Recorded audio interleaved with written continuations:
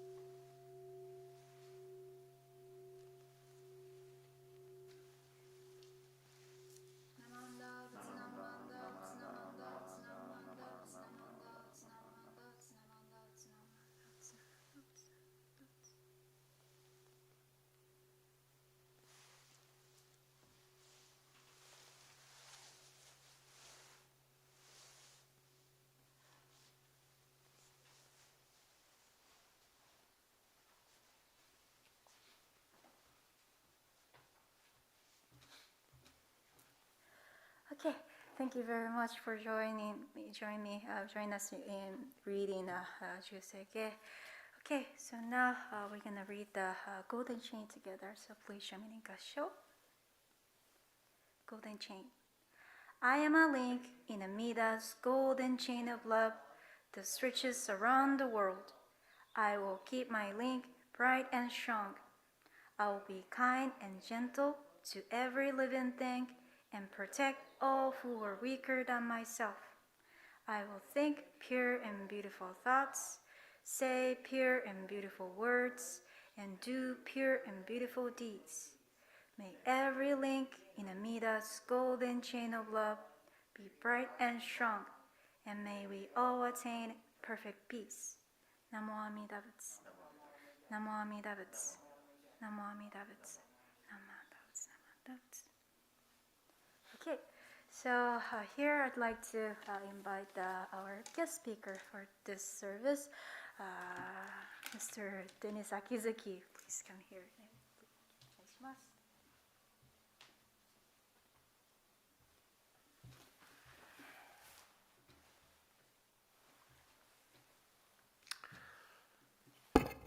Good morning. Please join me in Gassho on reciting the Nembutsu.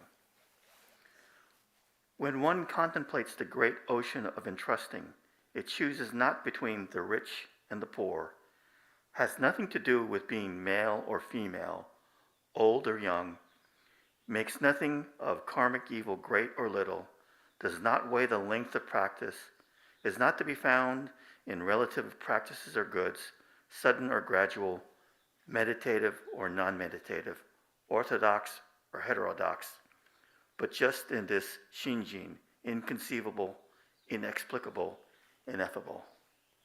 Namo Amida Butsu. Namo Amida Butsu. Namo Amida Butsu. So, welcome to the service, everyone who has joined us still out there in streaming land, or if you watch this later on the video. If you're watching us for the first time, or a relative newcomer, introduce yourself in the chat section, which if this is live, which is on the right side of the screen. Let us know if you'd like to learn more about Jodo Shinshu, our type of Buddhism. So, as Sensei said, last week we had our Gotane service, and actually yesterday, May 21st, was Shinran's birthday. May 21st, 1173, and if my calculations are correct, happy 849th birthday, Shinran. I think that was right. So why is Shinran important to us? Well, the obvious answer is he's the one who started our sect of Buddhism, Jodo Shinshu. But perhaps he's more important to us because, because of what he taught and how he lived. Shinran was in fact a revolutionary figure in Buddhist and Japanese history. Mark Uno, a Shin Buddhist priest and professor of religious studies at the University of Oregon, in a 2007 article in Tricycle magazine, referred to Shinran as, quote, the original Buddhist rebel. Now, there are a couple of images of Shinran around here. There's a painting on the Onaijin, left and to the rear, I believe, of Amida Buddha, right? It shows him as an older man in robes, with an enju seated on what looks to be a cushion. There's also a statue of Shinran in the front of the temple, showing him with a large hat and walking stick. Okay, he doesn't look like a rebel, but in the painting or in the statue, but actually in Buddhist history, he was a rebel. What was Shinran rebelling against? He was rebelling against the state of Buddhism in Japan of the late 20th century and early 13th century. Buddhism back then was practiced mainly by the elite of Japanese society, the nobility, the wealthy. People such as farmers, samurai of the lower positions, and fishermen they didn't really have access to the teachings of the Buddha. Monks actually were part of the elite.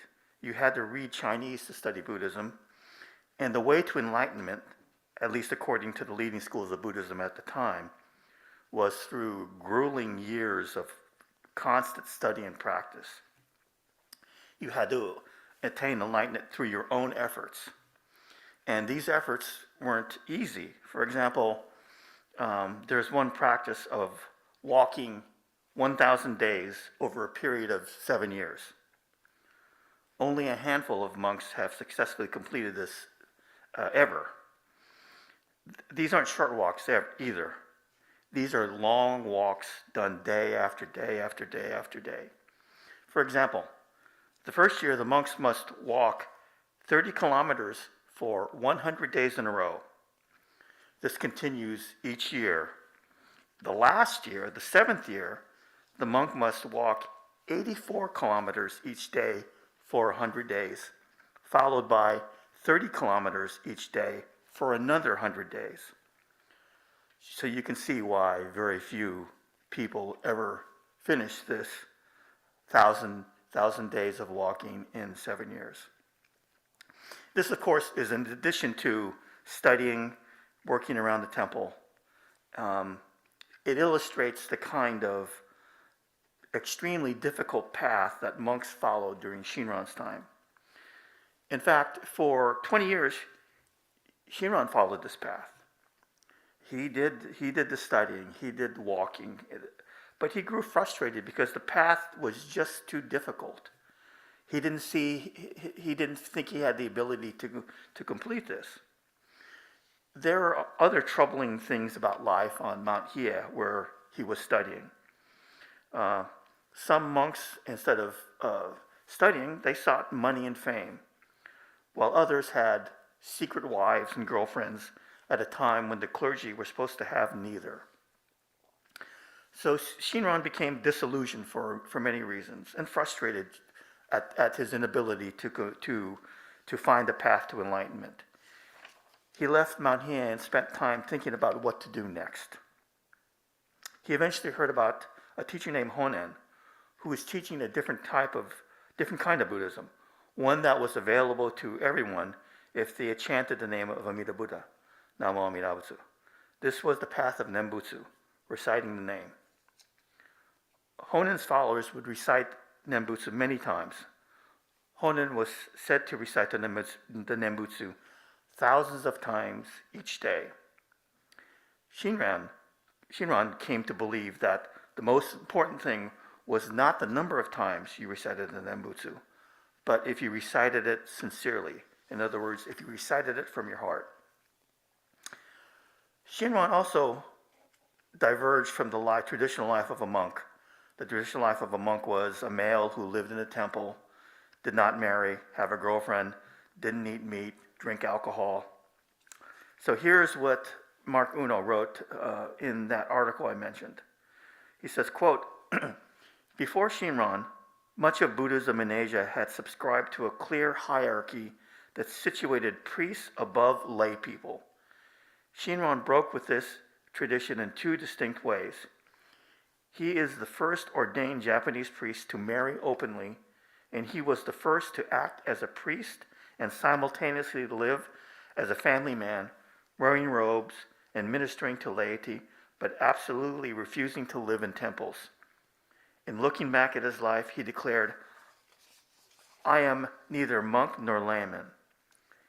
His innovations in lifestyle and religious status opened the way for Shin Buddhism's radical egalitarianism, which did not consider lay life to be an impediment to religious attainment and allowed women to be fully ordained earlier than many other schools. It was a path that would reveal possibilities for the ongoing development of Buddhism in the West. So this is a type of Buddhism for everyone, not just the nobles or the rich. And that clashed with the accepted practice of Buddhism during Shinran's time. So a ban on the Nembutsu was imposed, and Honen and Shinran were both exiled. So it was actually illegal in Japan to teach the Nembutsu for a period of years. Just think about that. Shinran was stripped of his priesthood and given another name, but being the rebel that he was, he refused to take the name and declared he was neither a priest nor a layman. Layman meaning someone who was not ordained as a minister. So after about 5 years in his exile, Shinran and Honen were pardoned and the Nembutsu ban was lifted. While Honen returned to Kyoto, for many years Shinran did not go back to Kyoto. Instead, he went to Kanto, the Kanto area of Japan. The province is kind of in the region of around Tokyo, which is now Tokyo. In that area, Shinran shared his understanding of the Buddhist teachings with anyone and everyone who would listen. He gathered a large following, especially among the farmers and lower ranks of the samurai. After his death, his teachings have reached millions of people who, back in his time, wouldn't have had the opportunity to learn Buddhist teachings. They learned the Nembutsu teachings. Today there are like 10 subsects of Jodo Shinshu. We're the largest, Jodo Shinshu Honganji-ha, with 10,000 temples in Japan and 7 million followers, and more than 200 temples and thousands of followers in other countries throughout the world, including about 60 in the mainland United States and 24 in Hawaii. I don't think Shinran would think himself this way, but Shinran the rebel actually succeeded. He was able to offer to people Buddhism for everyone. And that has really resonated with like I said, millions of people over the years.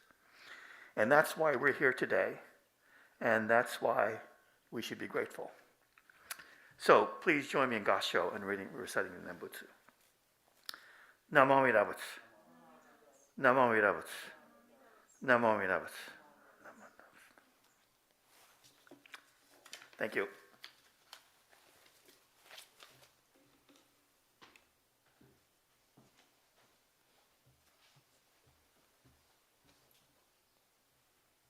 Thank you very much, Dennis, for the wonderful talk. I'm sorry I said the wrong information for you. So here's a batch for the advertisements for the next year's 800 Jodo Shinshu Teachings Establishment anniversary and 850 of the Shinai Shonin's birth. So I kind of mixed up with the two different numbers. So yeah, this year Shinai Shonin's birth, it is 849 years. Sorry about that. Yes, okay.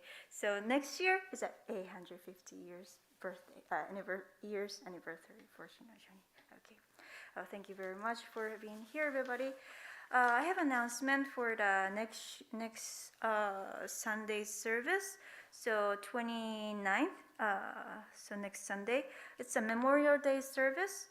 So due to the Memorial Day service, there's no Dharma school service next Sunday, but we have a 10:10 service as usual. Okay, so there's no Sunday service for the Dharma school students. And the following day, the office will be closed due to Memorial Day, and there's a community service at Oak Hill. We'll meet that in front of Nokotsudo at the Oak Hill at 8:30 a.m. And community service is going to start at 9 a.m. Okay, so I hope many people will join the service, and then this memorial service is important opportunity to pay respect the many people who came before us and lead us to be here today. Okay, so I hope you have a great Sunday morning and a day today. Okay, so thank you very much for being here. Okay, we have a Gatha at the end of the service, so please enjoy that.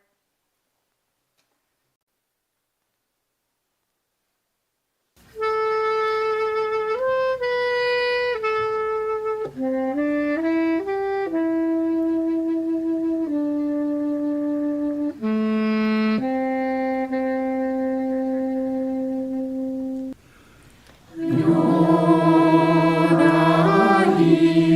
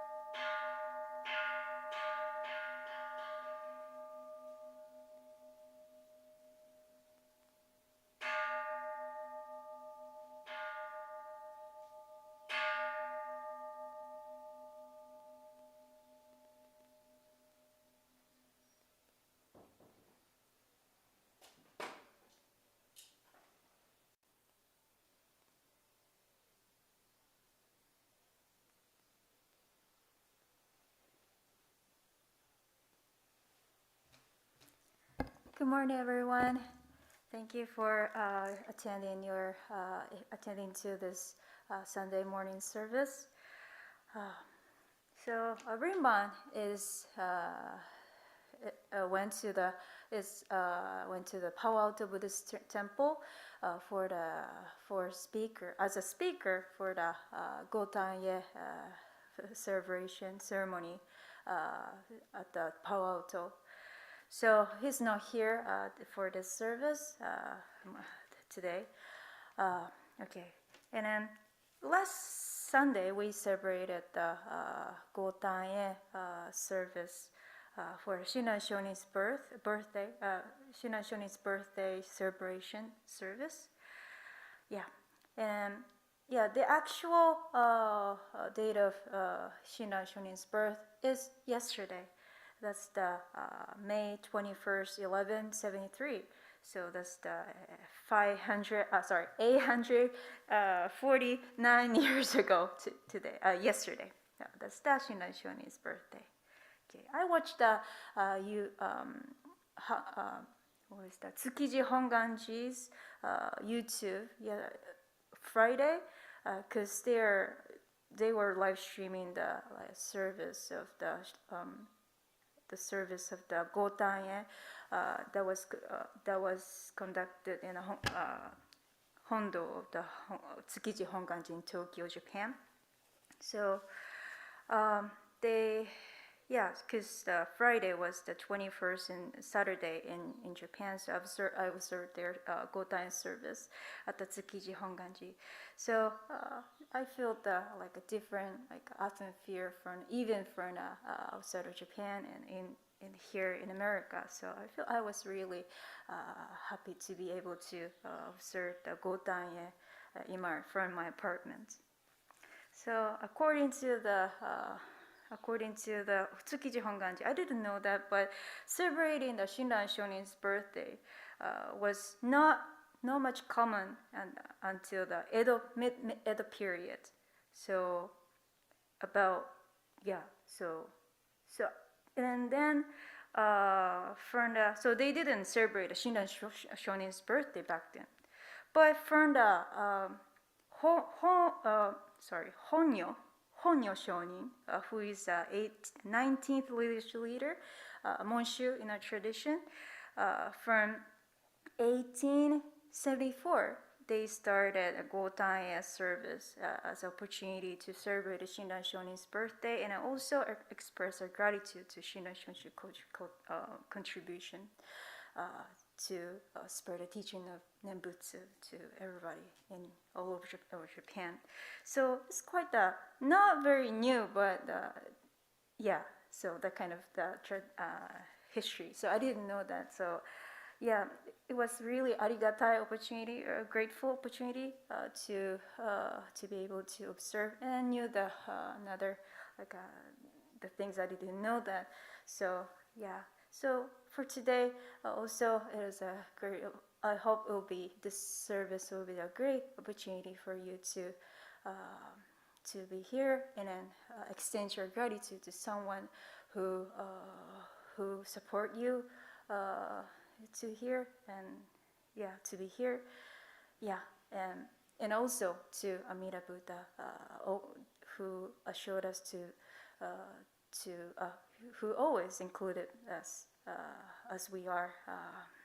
So we're gonna start the service with sutra chanting Sambujo and Sanbutsuge. If you have a sutra book in your place, please show me reading Sambujo and Sanbutsuge. Thank you.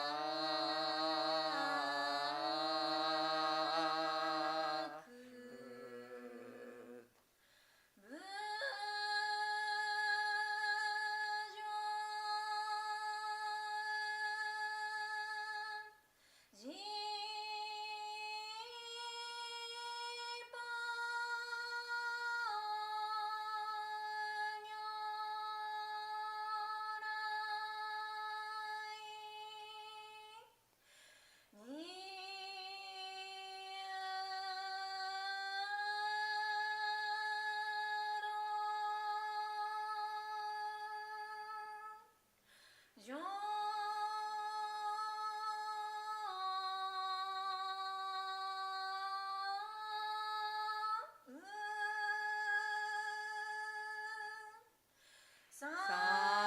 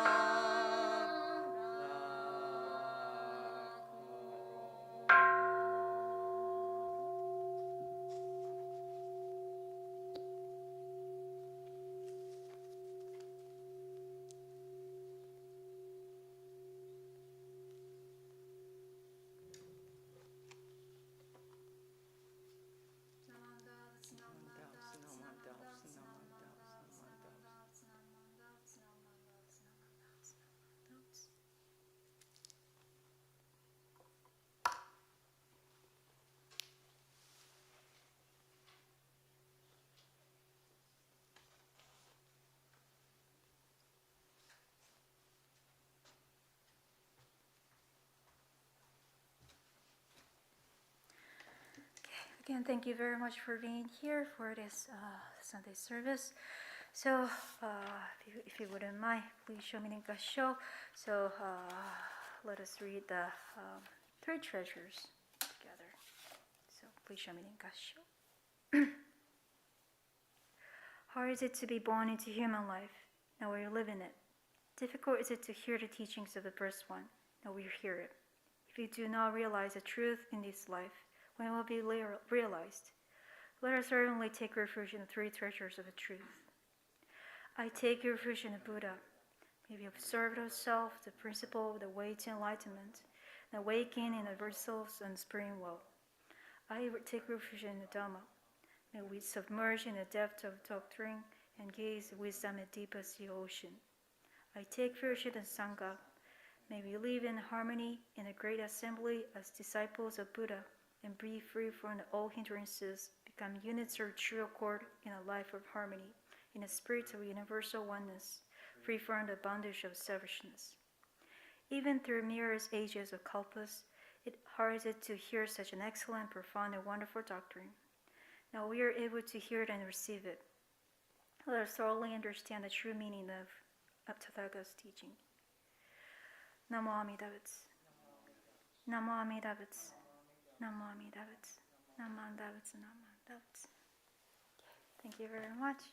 So now I'd like to introduce our guest speaker for today, Mr.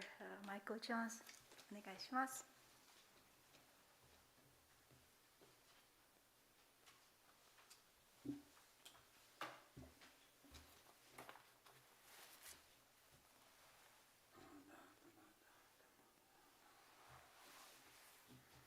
Thank you, Sensei. Welcome, everyone. Glad you could join us today. It's a beautiful day outside. Please join me in Gassho. The true and real benefit is Amida's vow. Thus, the reason that the Buddhas appear in the world age after age is that they desire to bless and save all sentient beings by teaching the power of Amida's vow. Since they take this as their fundamental intent, the vow is called the true and real benefit. Further, it is termed the direct teaching for which all Buddhas appear in the world. Namo Amida Butsu. Namo Amida Butsu. Namo Amida Butsu. Namo. Again, welcome. Thank you for joining us. The last 2 years have been challenging for most people. How about you? These times have tested our patience, our tempers, our emotions, and our relationships. You might even say that it's tested our faith.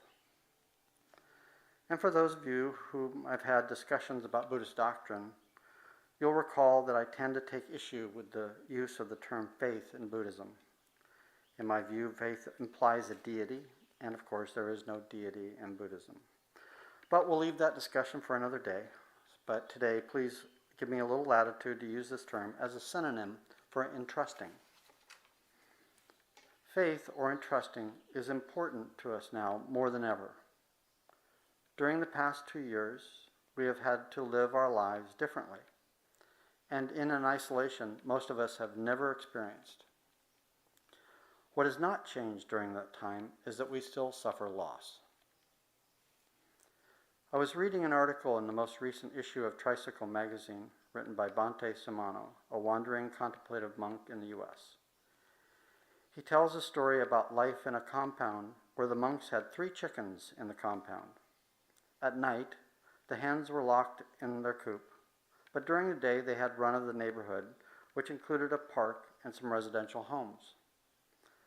The 3 chickens, Yama, Yamaka, and Hima, were loved by everyone in the compound.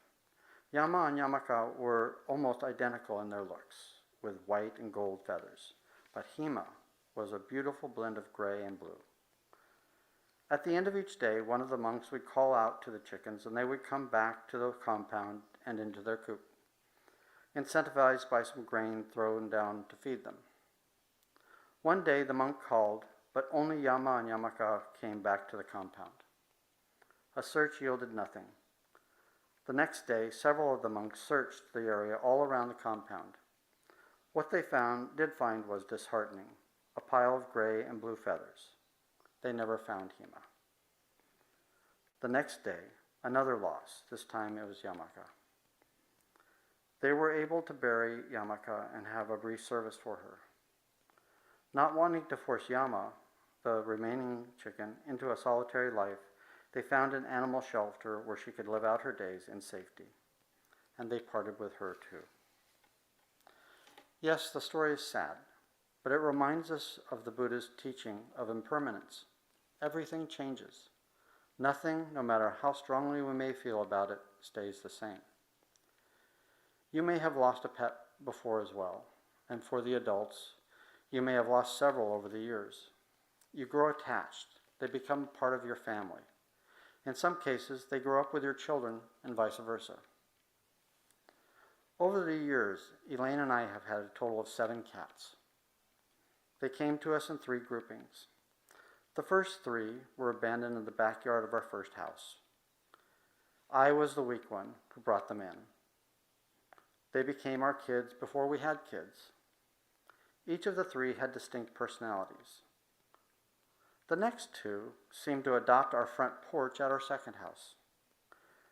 We didn't pay any attention to them. We didn't feed them or otherwise encourage them to hang around, but they did. Eventually, it was Elaine that brought them in. So now we had 5 cats. We found out several weeks later that the neighbor's kids had been feeding them in our front yard. Thank you. 2 more cats, 2 more personalities. Those first 5 all lived between 16 and 21 years. Each loss was emotional for us, and for all 3 of our children, all born after the 5 cats had joined the family. We, and by we, I mean Elaine and the kids, adopted the last 2 when we moved into a new house, now with no cats in the family. Once again, the attachments begin. Elaine grew especially close to the younger of the 2 cats. A form of cancer took him away from us after only 10 years. This one is still emotional for us. We still have one left, now about 20 years old and now blind. It is, as they say, only a matter of time. For many of us, our pets have been our secret weapon to maintain our sense of family during the past 2 years when we have not been able to gather with our human friends and family. Our pets have been there day after day to provide company, to respond to our attention, and to be the object of our affections when we were not able to do that with loved ones who did not live with us. In many cases, the attachments grew stronger than ever. So here we have another lesson from the Buddha. By now you're all very familiar with the 4 Noble Truths. Life is suffering is the first. The second truth is there is a cause for that suffering. At the root of that cause is our attachments. It could be our attachment to a belief or an object, or it could be an attachment to a person or even a pet. We already know from earlier that all things change. Everything is impermanent. Our beliefs change as we meet more people, learn more things, experience more of life. Objects lose their utility. They get lost, they break, or they get taken away. People change their beliefs, decide to be around other people other than us. They move away. Pets get older and eventually die. And people also, like pets, get older or get sick and they die. Even though the pandemic has subsided, we still see and hear about a larger number of people dying than we remember before the pandemic. Some of that is the truth in the increased numbers of people dying due to COVID and related causes. But part of this is that our attention to death and loss in general has been sensitized. Loss during the pandemic has been harder to handle.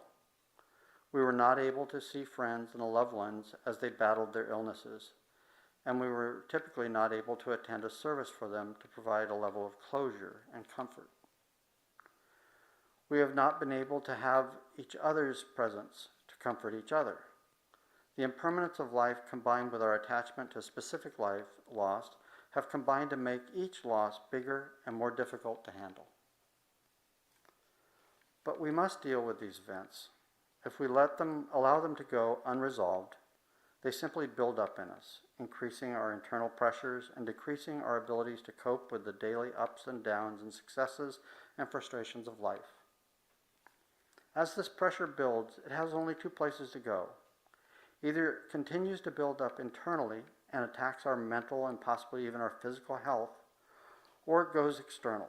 That is, those who are closest to us suffer through our lack of patience, tolerance, and our general inability to handle even the smallest of life's daily issues. The external pressures can have devastating effects on jobs, marriages, families, and relationships. The internal pressures can lead to substance abuse, heart problems, diabetes, and worse.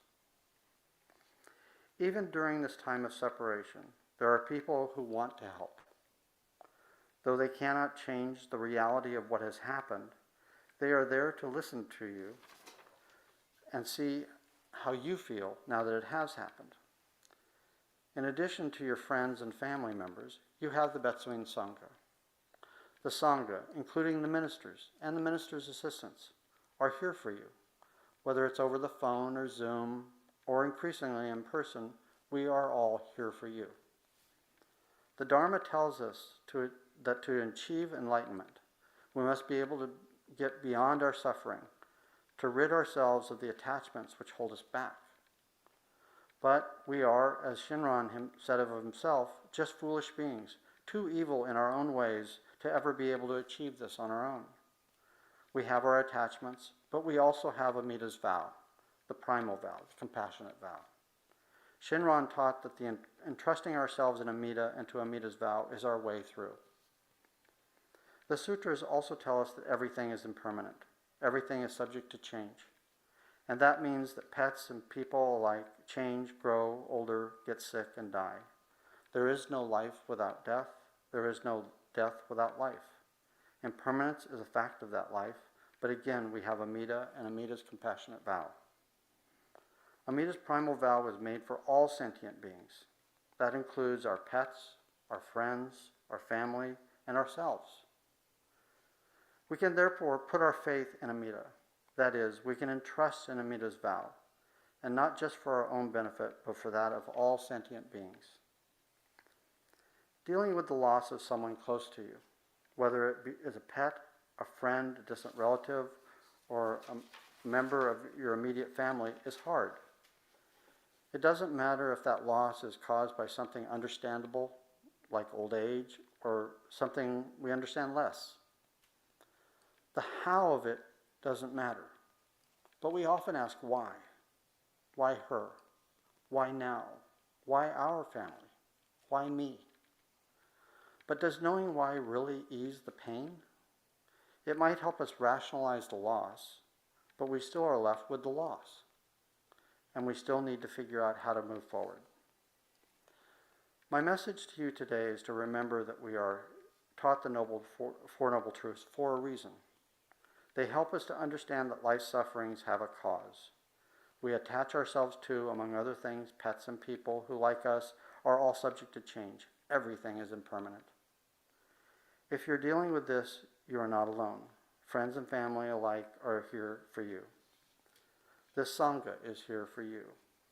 Shinran taught us that because we are foolish beings who are not capable of finding a way through on our own, Amida's primal vow is there for us. That is why we need to have faith in Amida. That is, entrust ourselves to Amida's compassion. Have no doubt that Amida's compassion is there not just for us, but for all sentient beings. 4 legs or 2, friend or family, and that includes that person looking back at you in the mirror every morning.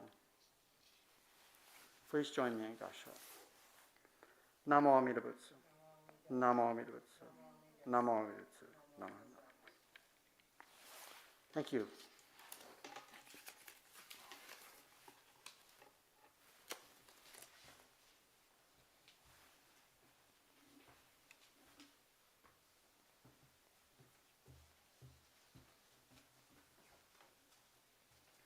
Thank you very much for Michael for your wonderful talk.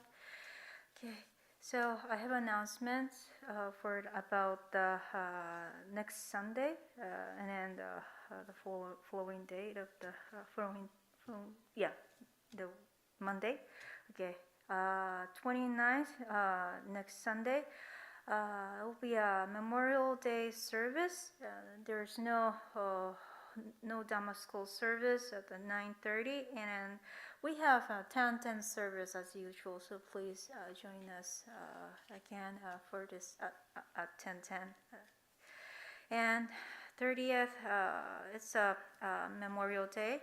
So our office will be closed due to the Memorial Day, and there's a community service at Oak Hill, and we're gonna meet at the Nokotsudo of the Oak Hill at the 8:30 a.m. and the community service is gonna start at the 9 a.m. So I hope we can see each other at the there. So thank you very much. Okay, so we're gonna conclude with the Gatha. So お願いします。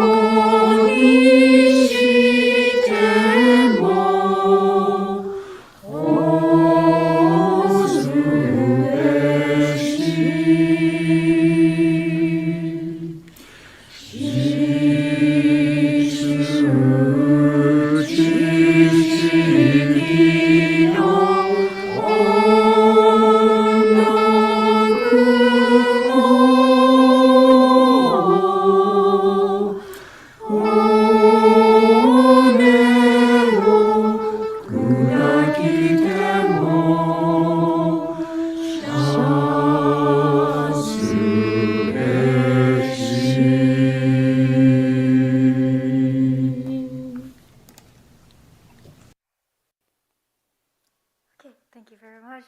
So we're gonna close this service with Namo Amida Butsu. Please show me in Gassho. Namo Amida Butsu. Namo Amida Butsu. Namo Amida Butsu. Namo Amida Butsu. Namo Amida Butsu. Thank you. Have a great rest of your day. Thank you. Bye bye.